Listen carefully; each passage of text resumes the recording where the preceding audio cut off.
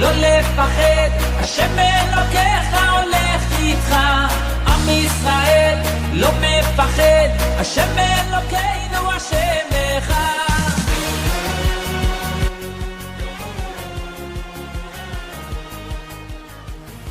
Bonjour à tous et bienvenue dans votre émission du vendredi, l'univers de la Yeshiva. Nous sommes bien sûr la semaine juste avant Yutet qui se lève le Rosh Hashanah de la Chassidut et bien sûr à quelques jours de la fête de Hanouka. Une des premières questions que nous nous posons lorsque nous arrivons au Rosh Hashanah de la Chassidut, c'est qui pourrait être le Mashiach? Alors il faut savoir que le Rambam, Maïmonide dans son œuvre maîtresse, a dédié 2 chapitres sur la personnalité et le comportement de Mashiach, qui sera en fin de compte le délivreur de l'humanité, et il va nous donner avec force, détail, tous les critères nécessaires pour qu'on puisse ne pas faire d'erreur sur la personne. Et bien sûr cette question qui reste toujours, réellement a-t-on le droit et le niveau de désigner une personne en tant que Mashiach, en tant que Messie? Et pour répondre à cette question, nous avons avec nous ce matin le Rav Gérard Touati, qui va nous inviter à lever le voile sur cette question. Qui peut être le Mashiach? Écoutons tout de suite le Rav Gérard Touati. Shalom Uvracha, bienvenue sur Torah de Vie. Nous allons aujourd'hui étudier un sujet un petit peu délicat, mais quand il sera étudié avec profondeur, on va comprendre qu'il est simple à comprendre et simple à aborder. Est-ce que l'on peut donner un nom au Mashiach? Est-ce qu'on peut désigner un homme comme étant le Mashiach? Alors en fait, la tradition nous explique, on verra par 3 exemples, que la chose est discutée dans tous les textes importants et elle est parfaitement admise. On voit notamment dans le Talmud, dans le traité Sanhedrin, dans le 11e Pérec, la partie qui parle de Mashiach, le Talmud nous rapporte une discussion entre des maîtres, entre différentes écoles, 4 écoles exactement, qui proposent comme nom du Mashiach leur maître. Chacune des écoles cite un verset pour appuyer son opinion et en conclusion, chacune de ces écoles désigne leur maître comme le Mashiach. Après, le Talmud conclut le débat en apportant une autre idée. Bref, la chose n'est pas du tout contestée, discutée, elle est tout à fait légitime aux yeux des maîtres du Talmud. D'autant plus qu'à la fin de cette discussion, on a une intervention de Rav Nachman qui nous dit que Mashiach peut être quelqu'un comme lui, que Gon Ana, comme il est lui-même quelqu'un de grand, il peut être Mashiach. Donc, penser que la chose est discutable, c'est faux, puisqu'on voit que le Talmud discute de ce sujet et qu'on voit qu'à l'issue de ce débat, il n'y a aucune contestation. Il y a un autre texte qui est postérieur au Talmud, qui est celui du Rambam. On sait que Maïmonide a écrit le Mishneh Torah, qui est une somme considérable, immense de la halacha dans tous ces domaines, même de halachot qui n'ont pas cours encore aujourd'hui, qui sont les lois relatives au temple, à la pureté et l'impureté. Et à la fin de cette œuvre, le Mishneh Torah, à l'extrême fin, les 2 derniers chapitres, dans les lois des rois, Ilchot Melachim, le Rambam consacre 2 chapitres au sujet de la Géoula et du Mashiach. Et dans un de ces paragraphes, il nous décrit l'avènement du Mashiach, l'émergence du Mashiach, en nous donnant de nombreux signes qui peuvent nous indiquer que quand un homme correspond à tous ces signes donnés, on peut dire qu'il est Mashiach. Et donc, on voit très bien que le Rambam n'est pas du tout gêné de le dire, d'autant plus que c'est la halacha, et que ce sujet des lois relatives au Mashiach n'est contesté par personne.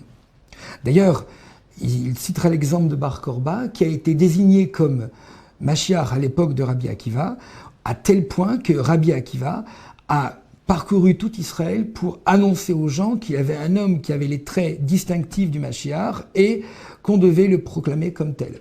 Donc la chose n'est pas du tout critiquable ou contestable ou évitée. Enfin, un exemple qui est très connu, il est rapporté que les élèves du Harizal, un grand maître du XVIIe siècle, un peu avant XVIe siècle, désignaient officiellement, sans être gênés, leur maître, Rabbi Yitzhak Luria, le Harizal, comme étant le Mashiach de la génération. Donc, ce qui veut dire que désigner un homme qui a les traits du Mashiach comme Mashiach est une chose naturelle et légitime, puisque la halakha le confirme. Maintenant, la question qu'on peut se poser, c'est quel intérêt avons-nous à désigner un homme comme Mashiach? Quel intérêt de donner à un homme les traits du Mashiach d'une manière effective et affirmative. D'autant plus que d'après le Rambam, toujours dans les lois de Mashiach à la fin du Mishneh Torah, le Rambam nous dit que nous avons 2 mitzvot par rapport au Mashiach. On doit croire en Mashiach et attendre Mashiach. Et le Rambam ne parle nullement du fait que on doit désigner un homme comme Mashiach quand on sait qui il est. Ça, c'est au début de ces lois du Mashiach. Alors, qu'est-ce que c'est que croire? Croire, c'est avoir dans un coin de l'esprit la conviction que Mashiach va arriver. Mais il est parfaitement possible de faire autre chose en même temps. Quelqu'un peut travailler, peut manger, peut avoir différentes activités et avoir dans un coin de sa tête la conviction, la émouna, la foi que Mashiach va arriver. Maintenant, le Rambam rajoute qu'on doit croire et attendre Mashiach. Alors, quelle différence entre les deux? La différence est très très simplement expliquée. C'est que croire, c'est un comportement purement théorique, alors que attendre va concrétiser la émouna. Quand j'attends un train, je vais sur le quai de la gare pour attendre ce train. Quand je crois qu'un train va arriver, je peux rester chez moi et attendre l'heure où il va arriver en faisant autre chose. Alors que la mitzvah d'attendre, c'est une progression. Elle indique le fait que la conviction est passée à une réalité concrète. Je l'attends sur le quai de la gare, ce train, il va arriver. Bien, pour Mashiach, c'est pareil. On doit attendre, on doit guetter à l'horizon des signes qui nous annoncent que Mashiach arrive, mais ça s'arrête là. Toutefois, un peu plus loin, le Rambam nous donne des signes qui nous indiquent qui doit être Mashiach. Alors je vais résumer très simplement ces signes. Il nous dit que le Mashiach est un homme de la maison de David, un descendant des rois, qui un jour va se lever. Il va être un homme très érudit en Torah, il va s'occuper de répandre la pratique des mitzvot, il va être un homme érudit dans la Torah écrite comme la Torah orale, il va contraindre tout Israël à aller dans les voies de Dieu et à renforcer le judaïsme, il va faire des guerres de Dieu, et le Rambam nous dit que jusque-là, on a la présomption qu'il est Mashiach. Puis le Rambam rajoute que si cet homme-là, il construit le Beth Amikdash et il rassemble tous les exilés, alors on peut être sûr qu'il est Mashiach avec certitude.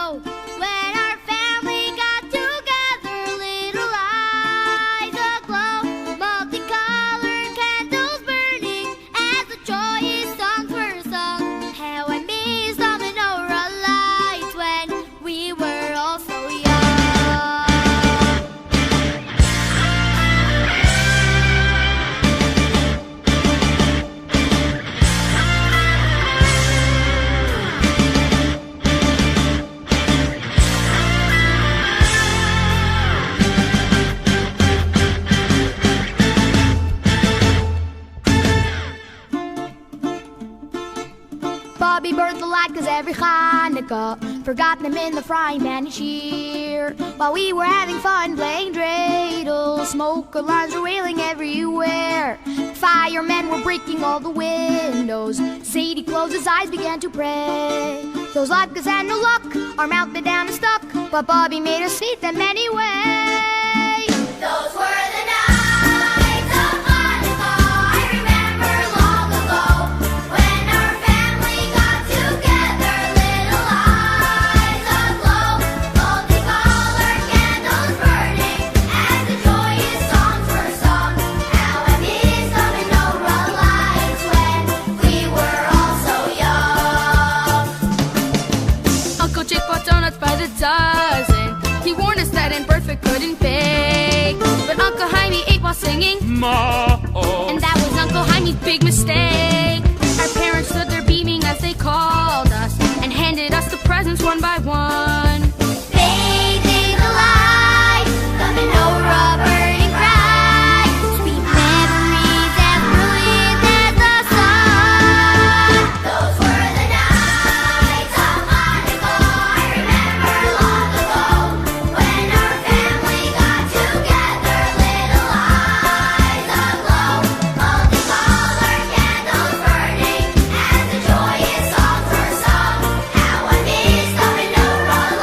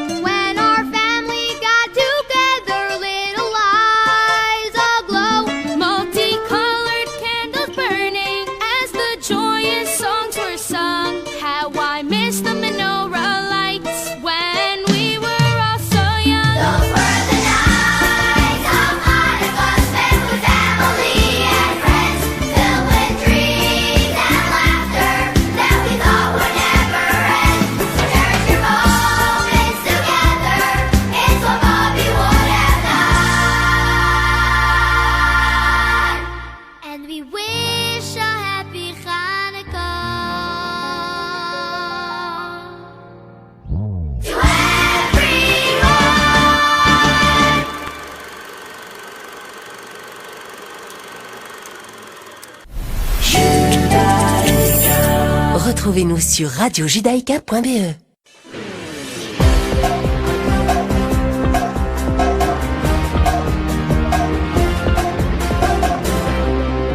Nous revoilà sur Radio Judaïka, nous sommes donc avec le Rav Gérard Touati avec cette question: qui peut être le Mashiach? Avec ce que nous avons déjà entendu jusqu'à maintenant, nous comprenons que la Emouna, la foi, ici va être bien plus palpable, compréhensible, puisqu'il y a certains critères pour savoir qui sera le Mashiach. Écoutons là-dessus tout de suite avec le Rav Gérard Touati. On voit bien donc ici une chose intéressante, c'est que le Rambam, d'une manière allusive, nous décrit un homme qui aura tous les traits du Mashiach, et donc ça va donner à la Emouna un sens beaucoup plus concret, plus palpable qu'une Emouna qui est purement théorique. C'est évident que quand je dis que je dois croire dans Mashiach, ça peut être un concept très très flou, très peu palpable, alors que quand je vais donner un nom à ce Mashiach et donc concrétiser ma foi, je vais renforcer ma foi et lui donner beaucoup plus de force pour avancer.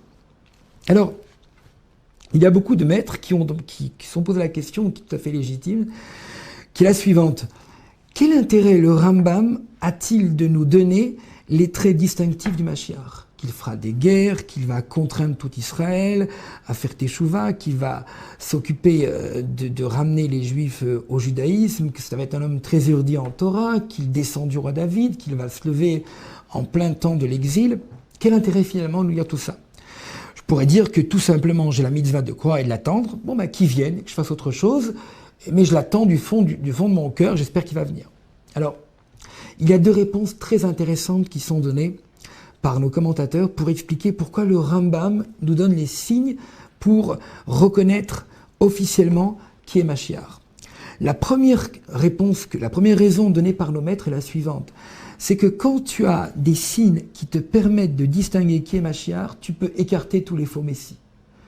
Quand un homme va se lever et qu'il va proclamer qu'il est Mashiach, eh bien, j'aurai le réflexe immédiat de voir dans les lois des rois écrites par le Rambam, qui décrivent l'avènement du Mashiach, et de voir si cet homme-là qui se lève et qui se prétend Mashiach correspond aux signes donnés par le Rambam. Très pratique, pourquoi? Parce que j'ai tout de suite les moyens d'éviter les faux messies. Première raison. La seconde raison, elle est très importante, et elle nous donne toute le chidouche, l'innovation que le Rambam veut apporter dans les lois des rois concernant Mashiach. On pourrait penser effectivement qu'on attend Mashiach, même plus que ça, puisque la Gemara nous dit que quand un homme quitte le monde après 120 ans, on lui pose 6 questions, et l'une des questions c'est « Tzipita Yehoshua » est-ce que tu as guetté Mashiach? Guetter, c'est plus fort qu'attendre, puisque attendre, c'est sûr, être sur le quai de la gare, attendre le train, mais par contre, guetter le train, c'est vraiment être au bord des rails, et regarder l'horizon à chaque seconde pour voir si le train arrive. Donc Mashiach, c'est pareil, on doit guetter Mashiach. Mais la question qu'on pose, finalement, c'est vrai, je dois le guetter, mais bon, il va peut-être venir, mais pourquoi je dois savoir à l'avance qu'est-ce qu'il fera et qui il est? Donc la deuxième raison est la suivante, c'est qu'en fait, le Rambam veut nous dire une chose très forte et très belle. Il veut nous dire que quand Mashiach va émerger, l'émergence du Mashiach, elle est longue, elle s'étend sur des années, puisque il avance lentement. Il y a un mode Meller, un roi va se lever avec telle action. D'ailleurs, c'est la raison pour laquelle on dit qu'il vient sur un âne, parce qu'un âne, c'est un animal qui avance très lentement. Donc l'émergence du Mashiach, elle est très longue et très lente. Et on veut nous dire ici une chose très importante, c'est la suivante, c'est que le Rambam nous donne les signes de la personne du Mashiach pour qu'on puisse aider ce Mashiach. L'émergence du Mashiach n'est pas un événement qui est local et qui se résume à sa propre personne. Il est en train d'émerger, il commence à agir dans le monde, il change peu à peu le monde et il nous invite, ce Mashiach, à prendre part à cette émergence. Alors le texte du Rambam est très clair, puisque le Rambam nous dit que le Mashiach va contraindre tout Israël, l'éler bas, à aller dans les voies de Dieu, ou le chazek bitka. Et le texte se lit comme ça, le Mashiach contraint tout Israël à prendre la voie du judaïsme, mais il contraint aussi tous les Juifs à renforcer et colmater les brèches de l'assimilation. Ce qui veut dire que le Mashiach va nous inviter à prendre part à son émergence. C'est la raison pour laquelle le Rambam nous donne tous les signes de la vie du Mashiach et de la personne du Mashiach, pour qu'on puisse comprendre que cet événement n'est pas du tout un événement local, localisé à la personne du Mashiach, mais c'est une invitation à chacun à prendre part à cette émergence. Et donc, il est important pour chaque juif de guetter, d'observer l'horizon et de chercher à voir si un homme qui correspond aux traits donnés par le Rambam est en train d'émerger pour que nous puissions prendre part avec lui à la préparation de la Géoula. Et je vais vous rapporter un mot qui a été donné par le Rabbi de Lubavitch à un grand chaliar qui a posé la question suivante. Est-ce qu'on peut imaginer qu'un seul homme tout seul peut changer le monde? Alors le Rabbi a répondu tout de suite à sa question à ce chaliar. Il lui a dit non. Cet homme-là, il va nommer des émissaires qui, à leur tour, vont nommer des émissaires qui vont informer le monde entier que la délivrance messianique est très très proche et qu'il faut prendre part à cet événement, à cette émergence. Alors c'est l'endroit, c'est le lieu aujourd'hui de rappeler les directives du Rabbi de Lubavitch pour accentuer et accélérer la Géoula. Le Rabbi a demandé 3 choses qui sont très très importantes. Il a demandé tout d'abord d'étudier les textes relatifs à la Géoula et au Mashiach. Pourquoi? Pour que nous puissions ressentir un besoin de cette Géoula et que nous puissions comprendre comment les événements arrivent. La deuxième chose qu'il a demandé, c'est de répandre, de diffuser autour de nous que la Géoula est très imminente pour que les gens se préparent et qu'ils aient une part active à cette émergence. Et le troisième point tout aussi important, c'est de rajouter dans notre pratique des mitzvot un embellissement pour que quand Mashiach viendra nous voir et nous demandera qu'est-ce qu'on a fait pour accélérer cette délivrance, qu'on n'ait pas honte de dire « j'ai participé, j'ai rajouté quelque chose pour faciliter l'accouchement ».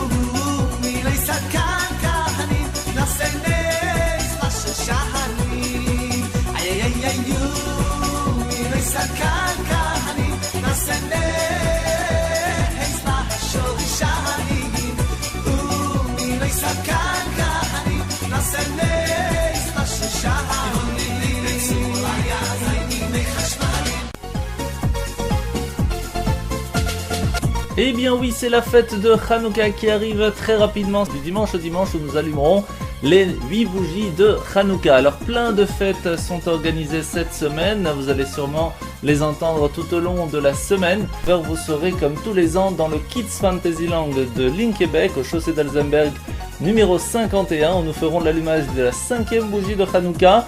Les pizzas, les latkes, les soufganiotes, l'entrée gratuite pour tous et toutes. Venez profiter avec vos enfants pour vous amuser au Kids Fantasyland. Hanouka Sameach!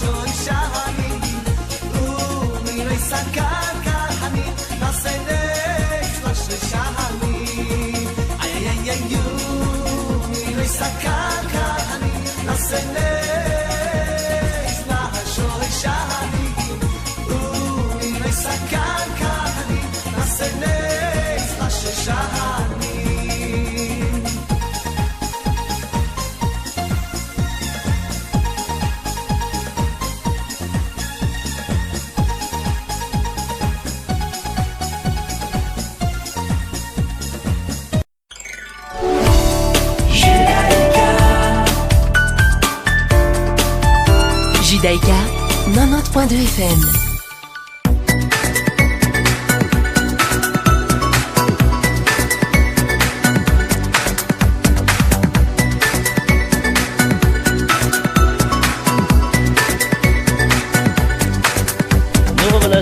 Radio Judaïka, nous sommes ce matin avec la parashat Vaishlach. Alors de quoi parle cette magnifique parasha? La première chose, c'est que Yaakov va retourner en Terre Sainte après plus de 20 ans passés à Haran. Il va envoyer des anges, des messagers vers Esav dans l'espoir d'une réconciliation. Mais les messagers lui rapportent que son frère vient dans sa direction accompagné de 400 hommes armés. Yaakov va donc se préparer au combat et ce de 3 façons. La première chose, c'est qu'il va se préparer au combat en soi. En deuxième chose, il va lui faire un important cadeau de bétail dans l'espoir de l'apaiser, mais surtout, il va prier. Au cours de la nuit qui précède leur rencontre, Yaakov va traverser la rivière Yavok à sa famille, à ses possessions, mais lui cependant va rester en arrière et va rencontrer un ange qui représente en fait l'esprit même de Esav, son frère, avec lequel il va lutter jusqu'à l'aube, et bien qu'atteint à la hanche, plutôt au nerf sciatique, Yaakov sera vainqueur. L'ange lui donne alors le nom de Israël, car dit-il, tu as combattu contre des puissances célestes et des hommes, tu es resté fort. Yaakov et Esav se rencontrent enfin, les 2 frères jumeaux s'embrassent, puis chacun reprend son chemin.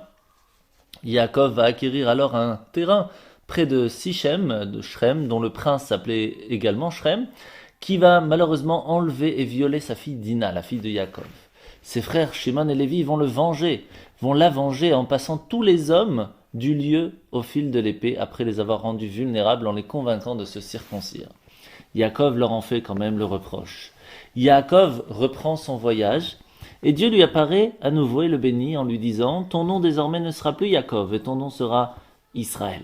Pourtant, on voit quand même que les deux noms persistent dans la Torah, car il y a deux sortes de personnes dans le peuple d'Israël. Ceux qui sont déjà au niveau d'Israël, ce qui est assez rare, c'est d'avoir réussi à gagner contre son mauvais penchant et ne travailler que sur faire des bonnes actions. Et la plus classique, celle des enfants de Yaakov, les Bnei Yaakov, qui sont le peuple juif lorsqu'il encore doit se battre contre son mauvais penchant. Rachel, malheureusement, va mourir en donnant naissance à son second fils Binyamin, va être inhumé au bord de la route près de Bethléem. Et Réhouven perd alors son droit d'aînesse. Pourquoi ? Parce qu'il avait interféré dans la vie maritale de son père. Yaakov rejoint son père Yitzhak à Hebron, qui va décéder plus tard à l'âge de 180 ans, alors que Rebecca, sa mère, Rivka, est décédée juste avant l'arrivée de Yaakov. La paracha s'achève par l'énonciation détaillée de la famille de Esav, ses femmes, ses enfants, ses petits-enfants, et la lignée familiale des habitants de Séhir, parmi lesquels Esav s'est installé. Pour bien comprendre un petit peu plus cette paracha, je vous propose d'écouter tout de suite la paracha en chanson.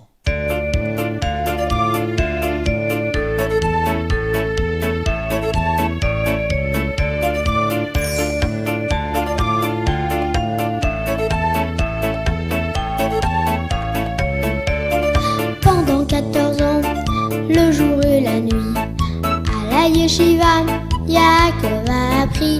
S'il était fatigué, la tête il mettait sur la table et il s'endormait.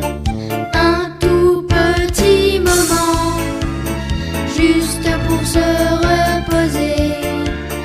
Et il recommençait pendant 14 ans. Un tout petit moment, juste pour se reposer. Et il recommençait pendant 14 ans.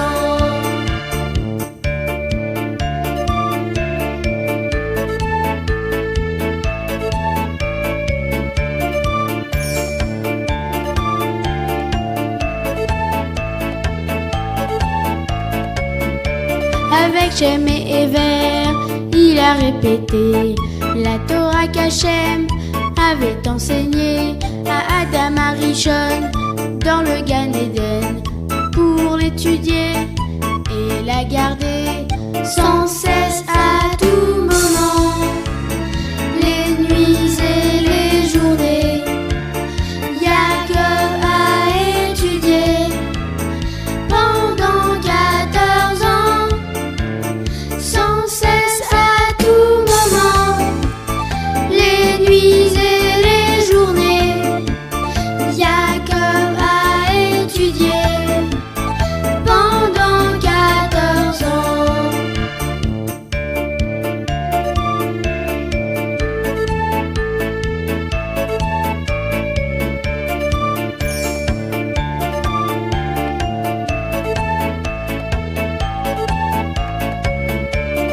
Pendant 14 ans, le jour et la nuit, Yaakov a travaillé pour se marier au milieu des troupeaux, qu'il fasse froid ou chaud. Chèvres et brebis, il a bien surveillé, pourtant sans fois trompé. Il n'a pas imité les ruses de Lavan qu'Hachem a déjoué, pourtant sans fois trompé. Il n'a pas imité les ruses de Lavan qu'Hachem a déjoué. Le tzaddik sans cesse, Hachem le protège du rachat qui s'empresse de lui tendre un piège. Et pendant 20 ans, il est resté fidèle à la Torah si belle qu'il garde à tout moment.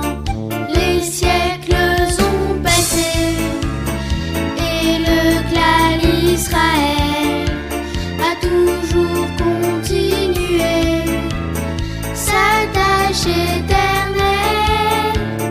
Les siècles ont passé et le clan Israël a toujours continué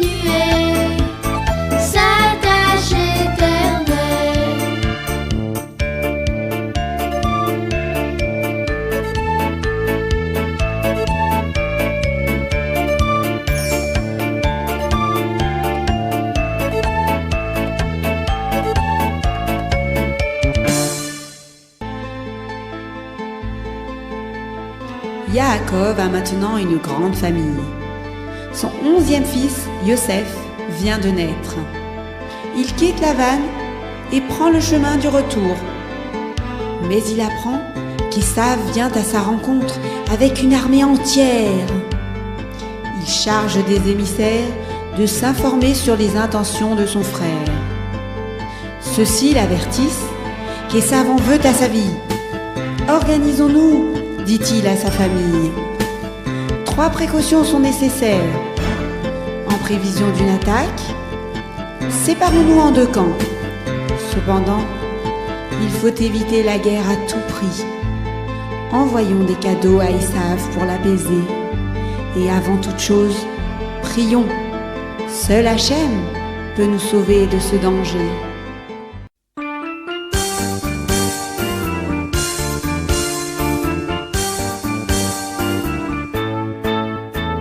Yaakov a fini son travail chez Lavan, il repart en Canaan. Il a très peur qu'Ésav, après toutes ces années, ne soit encore fâché. Vaishlach Yaakov Malachim le Fanav, Yaakov envoie des émissaires à Ésav.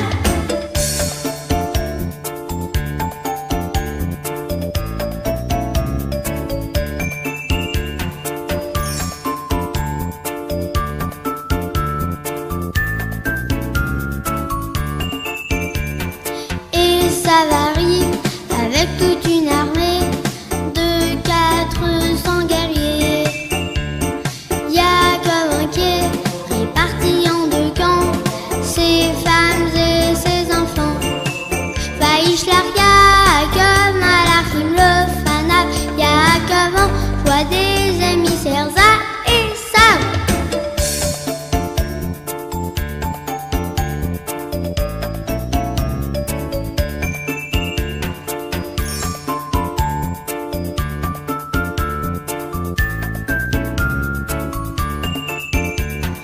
Alors vers Hachem s'élève sa prière, sauve-moi de mon frère. Il envoie à Ésav des esclaves en cadeau, des bergers et des troupeaux. Vaishlach Yaakov Malachim le Fanav, Yaakov envoie des émissaires à Ésav. Yaakov a fini son travail chez Lavan, il repart en Canaan. Il a très peur qu'Ésav, après toutes ces années, ne soit encore fâché. Vaishlach Yaakov Malachim le Fanav, Yaakov envoie des émissaires à Ésav.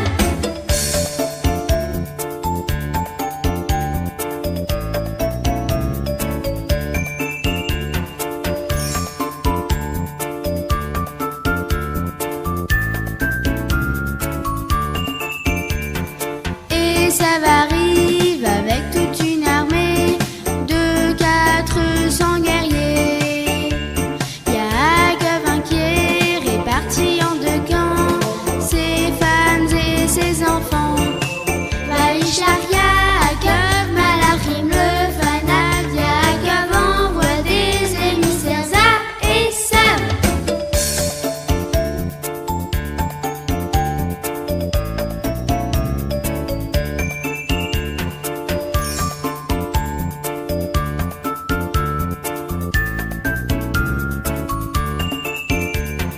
Alors vers Hachem s'élève sa prière, sauve-moi de mon frère. Il envoie à Ésav des esclaves en cadeau, des bergers et des troupeaux. Vaishlach Yaakov Malachim le Fanav, Yaakov envoie des émissaires à Ésav.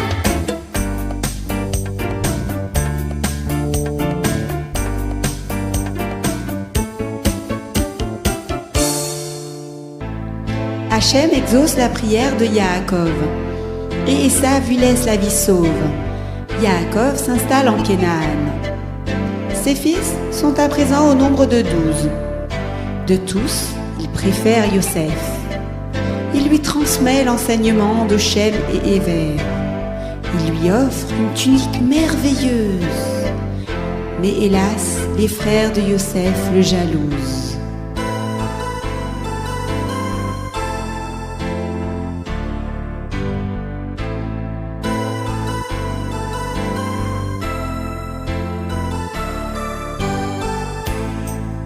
Une nuit, Yosef fait un rêve. Il le raconte à ses frères. 11 gerbes de blé se sont prosternées devant moi. Le lendemain, il leur fait part d'un deuxième songe. Le soleil, la lune et 11 étoiles se sont inclinés devant moi cette fois-ci. Tes rêves nous révèlent tes préoccupations, s'écrient ses frères. Tout le jour, tu cherches à nous rabaisser. Tu veux faire de nous tes esclaves. Les frères tiennent conseil. Il mérite la mort, décrète-t-il. Réhouven s'interpose. Jetons-le plutôt dans un puits et ne versons pas son sang.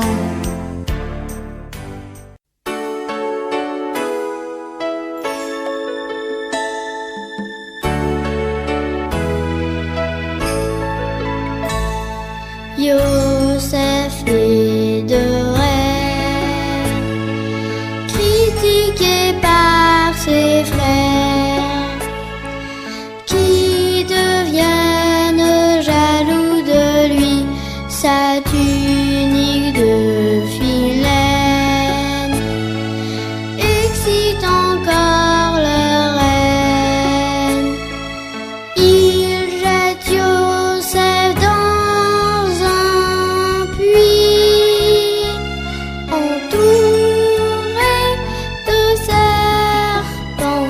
Il s'écrie en pleurant: Hachem, je t'en prie, sauve-moi la vie.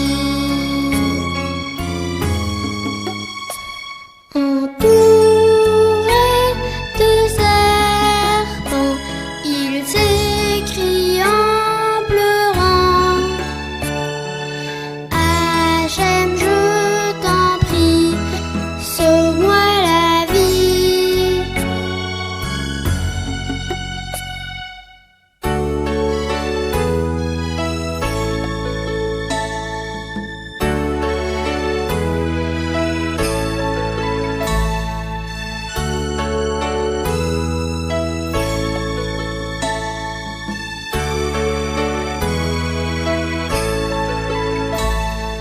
Voici venir au loin des marchands de parfums. Vendons-le à ces hommes-là, ceux-ci vont en Égypte. Le Cède Potiphar, qui l'emprisonne par la suite.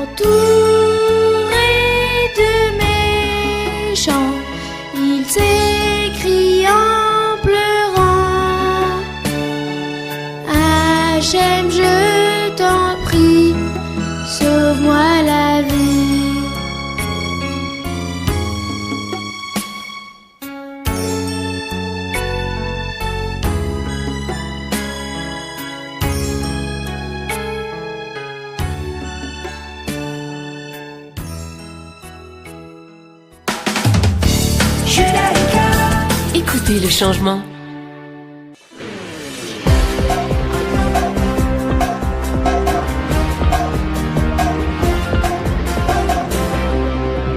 Alors passons maintenant à un petit moment pour la fête de Hanouka qui arrive très rapidement. Qu'est-ce qu'on doit préparer? Comment on doit le faire? Alors pour l'allumage de Hanouka, il faut d'abord savoir qu'il nous faut une Hanoukia. Pour ça, vous avez deux possibilités. Vous pouvez le faire avec une bougie en cire que vous pouvez avoir un peu partout dans tous les magasins. Si vraiment vous n'arrivez pas à en vous trouver, vous pouvez toujours nous appeler. Mais le mieux, c'est de faire avec de l'huile d'olive. Et là, à ce moment-là, toute huile ou combustible, huile d'olive de préférence, sont cachères. Il faut bien sûr que ce soit la bougie ou l'huile puisse brûler au moins une demi-heure après l'allumage et on doit les allumer pendant la nuit. Alors où est-ce qu'on va placer la Hanoukia? Alors si votre entrée elle donne sur la rue, alors vous allez la mettre à l'entrée de la maison, ça peut être à gauche en entrant face à la mezouza, ou encore mieux si vous avez la possibilité, si vous êtes dans un appartement, sur le rebord de la fenêtre qui va donner sur la rue. Mais ça, c'est jusque deuxième ou troisième étage maximum, parce que là, on va voir quelque chose. Mais si vous habitez plus haut, ou alors dans un clos privé que personne ne va voir votre Hanoukia, alors il vaudra mieux la mettre en face de la mezouza, dans la porte qui mène à la salle à manger, pour que toute la famille puisse en profiter. Quand est-ce qu'il faut allumer? Le mieux, c'est immédiatement après la sortie des étoiles, et donc nous donnerons les horaires, c'est à peu près vers 5h, 5h30 le soir. Donc quand vous rentrez du travail, allumez les bougies.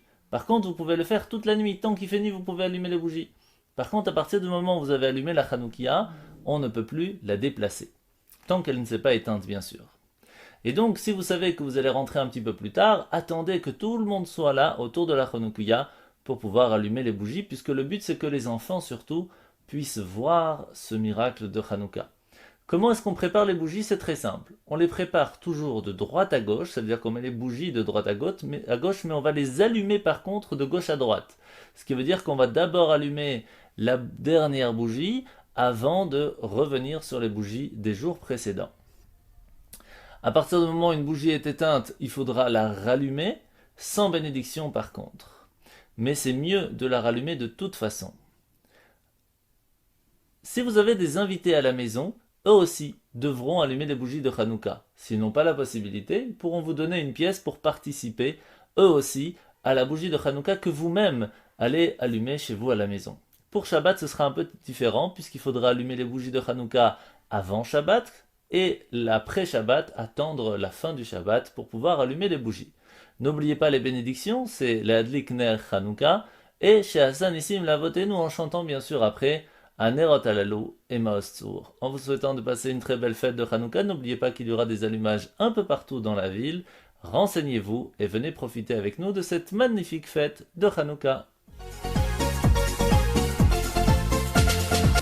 Eh bien oui, c'est la fête de Hanouka qui arrive très rapidement cette année, du dimanche au dimanche où nous allumerons les 8 bougies de Hanouka.